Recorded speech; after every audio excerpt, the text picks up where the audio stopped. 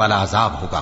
تو ان کی قوم کے لوگ جواب میں بولے تو یہ بولے کہ اسے مار ڈالو یا جلا دو، مگر اللہ نے ان کو آگ میں جلنے سے بچا لیا۔ جو لوگ ایمان رکھتے ہیں ان کے لیے اس میں نشانیاں ہیں۔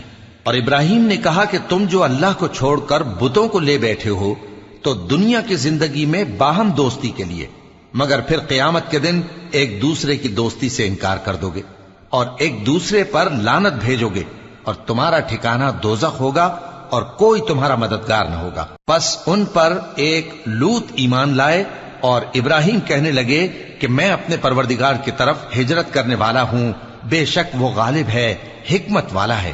اور ہم نے ان کو اسحاق اور یعقوب بخشے اور انہی کی اولاد میں پیغمبری اور کتاب رکھ دی، اور ان کو دنیا میں بھی ان کا صلہ عنایت کیا اور وہ آخرت میں بھی نیک لوگوں میں ہوں گے۔ اور لوط کو یاد کرو جب انہوں نے اپنی قوم سے کہا کہ تم